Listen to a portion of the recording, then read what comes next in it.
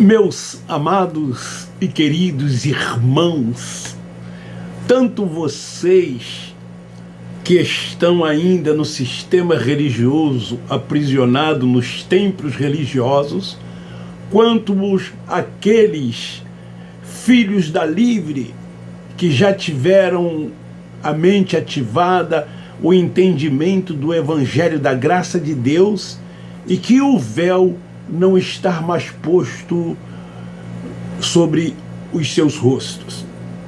Graça e paz a todos os abençoados e abençoadas. Hoje, dia 17 de julho de 2023, segunda-feira, perto das 21 horas, eu estou aqui para gravar mais uma pérola do Evangelho da graça de Deus. O Evangelho revelado a Paulo por meio do Cristo ressuscitado. Paulo recebeu esta pérola para que esta pérola pudesse alcançar os gentios e tantos outros quantos crescem nesse Evangelho da graça de Deus. O Evangelho que verdadeiramente liberta. Como Cristo Nazareno disse: conhecereis a verdade e a verdade vos libertará. Era dessa verdade que o Cristo Nazareno já estava dizendo nos seus dias, olhando para um futuro, para um pouco mais à frente, porque ele iria morrer como morreu, mas ressuscitou. E agora ele separa Paulo e o vocaciona, diz que ele é vaso escolhido. E Paulo então, quando é levado em espírito ao terceiro céu, recebe dele a revelação dessa tão esplêndida, dessa tão maravilhosa, dessa tão gloriosa graça de Deus. Hoje eu me alegro, eu me emociono, quando eu penso que fiquei quase 50 anos dentro de um templo, seguindo preceitos dos homens, praticando obras, praticando cerimoniais, acreditando que eu estava fazendo, aspas, essa tal obra de Deus. Por mais que as pessoas que ainda estão lá não queiram, vocês estão ainda debaixo de todas essas coisas, achando que através de uma autojustiça estão agradando a Deus. O tema de hoje é 3 coisas letais que prendem os filhos de Deus nos templos. Essa é a mais pura verdade. Muitos não querem aceitar estas verdades. Preferem continuar acreditando nos enganos e nas mentiras ditas dentro desse sistema religioso, que levam as pessoas a se tornarem prisioneiras, fardos sobre seus ombros, julgos pesados sobre as pessoas, e muitas das vezes as pessoas não mais conseguem suportar, porque o interesse deles é aprisionar as pessoas, é ter as pessoas, essas pessoas que são filhos de Deus, subjugadas por eles, fazendo tudo quanto eles mandam fazer. Eles têm os seus interesses, eles têm as suas conveniências. Nós já temos falado muito acerca desses interesses e conveniências. Queridos, se eles ensinassem essa verdade sobre o diabo, sobre o inferno e sobre o dízimo, lá no templo religiosos, muitos que lá estão desistiriam, sairiam o mais rápido possível de lá, como um dia eu saí, e tantos quantos outros que hoje estão vivendo essa liberdade tão abençoada que Ele nos concedeu. Eu tenho no meu canal, no meu playlist, várias mensagens acerca disso. Mas essas 3 coisas são tormentos para os frequentadores desses lugares e torna-os prisioneiros desse sistema religioso. Eles não são livres, até dizem quem são, até pensam que são livres, como um dia eu pensei, como muitos pensaram, mas eles não são livres. Como ter liberdade debaixo de jugo de homens? Como ter liberdade praticando obras? Como ter liberdade vivendo debaixo de preceitos dos homens, reconhecendo-os como uma autoridade sobre as suas vidas, fazendo tudo quanto eles mandam fazer, sem questionar, sem saber se aquilo que eles estão dizendo é a verdade do Evangelho da graça de Deus? Como ser livre assim? Nos dias de Paulo, naquele período transitório, muitos dos que eram judeus, até que creram no Evangelho pregado pelos 12 apóstolos, mas voltaram a se meter debaixo do jugo da servidão. Paulo chama esses rudimentos de pobres e fracos. Paulo dizia nos seus dias: se Cristo verdadeiramente vos libertar, sereis livres. Como então dizer que estar livre se ainda vive debaixo de todas essas coisas? Essas coisas inventadas pela religião, elas causam pavor, medo e terror e fazem com que as pessoas tenham medo do diabo. Esse suposto diabo, como um ser espiritual, que as pessoas acreditam que ele existe. É muito fácil procurar sempre alguém para colocar culpa. Isso aconteceu desde do Éden. Adão disse: a mulher que tu me deste. Ele procurou colocar a culpa do que ambos haviam cometido na mulher. E assim são as pessoas. Elas querem sempre culpar alguém.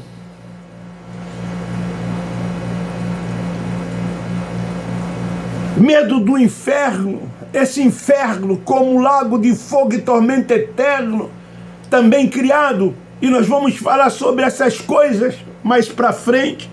E medo também do devorador. Porque lá dentro eles dizem que quem não dizimam, quem não oferta o devorador, que é, aspas, segundo eles, o diabo como ser espiritual, vai na vida das pessoas e causa uma devassa nas vidas dos filhos de Deus. As pessoas que lá estão têm medo dessas coisas terríveis. O diabo, segundo o sistema religioso, segundo a religião, atormenta as pessoas 24 horas por dia. Eles pegam aquele versículo que diz que ele anda como leão ao derredor procurando quem possa tragar. Então, este diabo causa pavor e terror às pessoas. O inferno causa pânico e pavor.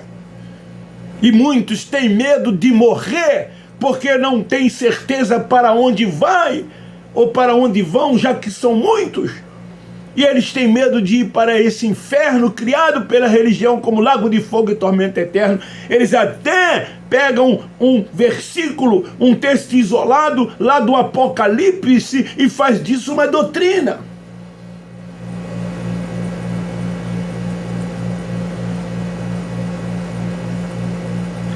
Essas 3 coisas submetem muitos filhos de Deus a viverem aprisionados, vivendo uma falsa liberdade, como eu já disse, que eles pensam que são livres, por acreditarem que mesmo lá, dentro desses lugares, eles acham que estão livres em Cristo, quando na verdade não estão livres em Cristo. Lá os teólogos, professores das famosas escolas bíblicas dominicais, eles ficam reproduzindo tudo isso que foi um dia inventado na Idade Média pelo Império Romano e também a Igreja Católica Apostólica Romana, sem nenhuma fundamentação. Sem nenhuma fundamentação. Esse inferno que eles dizem existir, que eles creem que aquelas pessoas que rejeitarem a Cristo como Salvador, porque para o sistema religioso tem um rito, todas as pessoas têm que aceitar primeiro Jesus como Salvador, depois se batizar nas águas e depois estar em comunhão através da tal Santa Ceia do Senhor. Eu tive que um dia fazer isso. Em 1971, eu tive que fazer isso. Numa reunião dessas, dentro de um lugar como este, no final, o pregador, depois de implantar um terror, ainda me lembro como se fosse hoje, ele pregava sobre as pragas. E ali, naquela noite de quinta-feira, um dia 21 de abril, um feriado nacional, eu e mais 3 companheiros ali estávamos. Essa mensagem, ela me colocou medo, me colocou pavor. E aí eu não tive uma outra alternativa a não ser, depois de muita insistência, levantar as minhas mãos, porque as pessoas ficavam em cima daquelas que eles sabiam que não eram de lá. Você não quer aceitar Jesus? É um trabalho psicológico muito grande que eles fazem em cima das pessoas. E então eu fui. 2 meses depois estava me passando pelas águas para que meus pecados fossem sepultados. E aí então comecei a participar, dessa tal Santa Ceia do Senhor. Segui esse rito, como muitos seguiram e seguem, se querem ser salvos e não ir para esse tal inferno, para esse tal lugar que a religião afirma existir e coloca na mente das pessoas, e as pessoas então passam a ter medo e pavor desse lugar. Esse inferno é uma das armas mais letais por eles, usado em todo o tempo, que amedronta as pessoas até aos dias de hoje. Quem quer ir para o inferno? Ninguém quer ir para o inferno. Até aqueles que não fazem parte dessa comunidade religiosa, eles não querem ir, eles têm medo, porque inferno é sinônimo de lago de fogo e de tormento eterno. Mas inferno na Bíblia, lá no hebraico, Sheol, e também no grego, Hades, quer dizer sepultura. É isso que significa no original essa palavra inferno, sepultura. Então todos nós vamos para o inferno um dia. Porque inferno quer dizer sepultura, lugar dos mortos. O lugar aonde todo o corpo um dia vai descer à terra, segundo Jó capítulo 7, versículo 9. Não tem como fugir da sepultura, não tem como fugir desse inferno, desse sim, todos nós iremos. Em Jerusalém, queridos, tinha um lugar, e lá em Jerusalém, esse lugar era chamado de Geena. E nesse lugar se queimava os lixos. Era um lugar que o fogo, ele nunca se apagava. Queimava-se noite e dia. Tudo era jogado ali no Geena, detritos, lixos. E até pessoas, quando eram julgadas segundo a lei, porque não vivia, porque transgredia, porque não praticava, tinha determinada parte da lei que a pessoa era morta, tinha que morrer. Os sacerdotes julgavam as pessoas e condenavam as pessoas a esse lugar, a esse Geena, esse tal inferno que existia ali em Jerusalém. Mas fica aí o sistema religioso sustentando essa doutrina, deturpando esta palavra do original, metendo medo nas pessoas, nos filhos de Deus. E os incautos filhos de Deus, por não ter a mente ativada, por não ter o entendimento, por não ser guiado pelo Espírito Santo, quando na verdade deveriam ser guiados pelo Espírito Santo, segundo Paulo escrevendo aos Romanos capítulo 8, versículo 14, os filhos de Deus, eles são guiados e dirigidos pelo Espírito Santo. Eles são filhos de Deus, a diferença é que eles não se permitem serem guiados e dirigidos pelo Espírito Santo. Eles preferem ser guiados por homens, viver debaixo dos preceitos dos homens, seguindo normas, regulamentos, tudo aquilo que eles fazem para aprisionar as pessoas. E lá dentro desses lugares, eles dão bala juquinha para as pessoas. O que é bala juquinha? São cargos que eles dão para as pessoas, nomenclaturas que eles dão para as pessoas, bajulam as pessoas que dão dízimo e que ofertam e que participam de todas as reuniões, dão oportunidade às pessoas de falarem, aqueles que gostam de cantar, aqueles que gostam de pregar, aqueles que gostam de lecionar, aqueles que gostam de ensinar. Essas coisas prendem as pessoas dentro desses lugares. Mas o título maior é o Mor, pertence a um grupo seleto, onde tem-se um presidente, um cabeça, e os seus auxiliares. Haja vista, nesses lugares há um lugar chamado púlpito, onde tem várias cadeiras, e ali senta o grupo seleto. Tem uma central, onde se assenta o presidente. Nessa ninguém pode sentar. É uma cadeira com um braço onde ele pode descansar nas reuniões, tanto o braço direito quanto o braço esquerdo. Tem que se respeitar. Mesmo que ele não esteja, essa cadeira fica vazia. É a cadeira do semideus. Só falta criarem essa nomenclatura, porque na prática eles já são semideus. E lá na plateia fica o grupo dos filhos de Deus, sendo enganados, acreditando que por frequentarem um templo religioso, eles estão fazendo a obra de Deus e que Deus está naquele lugar. Atos 7:48, o Altíssimo não habita em templo feito pelas mãos dos homens. Vocês que ali estão, vocês são o templo da habitação de Deus. Deus sim habita em vocês. Vocês sim são o tabernáculo da habitação de Deus. Até quando vocês vão se sujeitar a todas essas coisas, a viver debaixo desses fardos pesados, desse jugo sobre a vida de vocês? Desperte, filhos de Deus, dentre os mortos, levanta-te e o Espírito Santo te esclarecerá.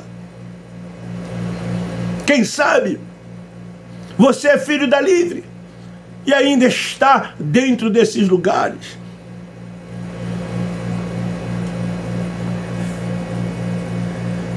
Então eles ficam sustentando essa doutrina, usando essa palavra inferno, ao contrário do seu significado correto, que é sepultura. Assim como diabo é o opositor, é um adjetivo que o Cristo Nazareno usou muitas das vezes. Ele se referiu a Judas, dizendo que ali, naquele momento, quando estavam reunidos para participar da Páscoa, ele não disse que era mas ele disse é o diabo. E esse era Judas, porque Judas era o que iria traí-lo. É o opositor, era o adversário.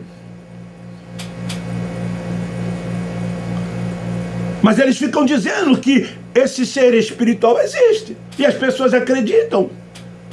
É tudo carne, é carne pura. Não existe manifestação espiritual nenhuma na vida das pessoas. Pega um pedaço de pau, pega uma vara, quando alguém se dizer manifestado, e dá no lombo dessas pessoas para ver se elas não saem correndo. Isso é um jogo que acontece dentro desses lugares.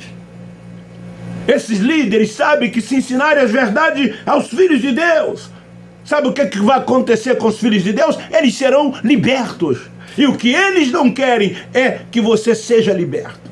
Eles não querem. Eles não querem. As máscaras deles estão caindo. A verdade do Evangelho da graça de Deus está surgindo, renascendo. E está libertando milhares de pessoas de dentro desses lugares. Hoje mesmo, uma pessoa que foi liberta desses lugares disse que hoje ela se sente uma outra pessoa. Ela está muito bem com a sua família. Não frequenta mais esses lugares. A sua vida sentimental, a sua vida em família, tudo melhorou para ela. Hoje ela tem o verdadeiro entendimento do Evangelho da graça de Deus, reina em vida, cresce em graça, no conhecimento e descansa tão somente no Senhor.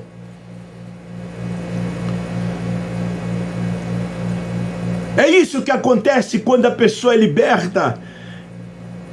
Ela vive a plena liberdade do Evangelho da graça de Deus. Esse Evangelho que faz, ou leva as pessoas a entender a perfeita, boa e agradável vontade de Deus. Nós sabemos qual é hoje a perfeita, boa e agradável vontade de Deus. Porque o Espírito de Deus que habita no nosso espírito, Ele tem nos dado esse entendimento. E assim nós vamos cada dia crescendo na graça e no conhecimento de Deus, reinando em vida. Nós não temos medo do diabo. O diabo é a carne que se opõe ao Espírito. Assim ensinou o apóstolo Paulo. E se você alimentar a carne, você vai estar fazendo a vontade dela. Eles confundem liberdade com libertinagem. Nós, da graça de Deus, não nos preocupamos com as obras da carne, porque nós vivemos a liberdade e não a libertinagem. Nós sabemos que não podemos dar lugar à carne, porque nós somos espirituais, e os espirituais não vivem na prática das obras da carne. Vivemos no mundo espiritual de Deus. É esse o mundo que nos interessa. Não nos prendemos às coisas desta vida. Não buscamos as coisas aqui da terra. Como Paulo escreve aos Colossenses capítulo 3, versículo 1. Buscai as coisas do alto, as coisas de cima, e não as que são da terra. Porque nós estamos aqui, mas não somos daqui. Nós já estamos assentados com Ele nas regiões celestiais, voltado para o mundo espiritual de Deus. Então fica aí esta palavra. Desperte, acorde. Saia dela, povo meu. Saia dela, povo meu. Eles estão ficando cada vez mais ricos. Estão preocupado em ter cada vez mais às suas custas. O esposo dessa irmã que estava falando comigo, ele levanta 2h30 da manhã. Ele pega 4 horas da manhã. Ele é motorista de ônibus. Ele era pastor do sistema religioso, juntando a sua aposentadoria, mas o que ele ganha como motorista, ele dava um dízimo de R$560.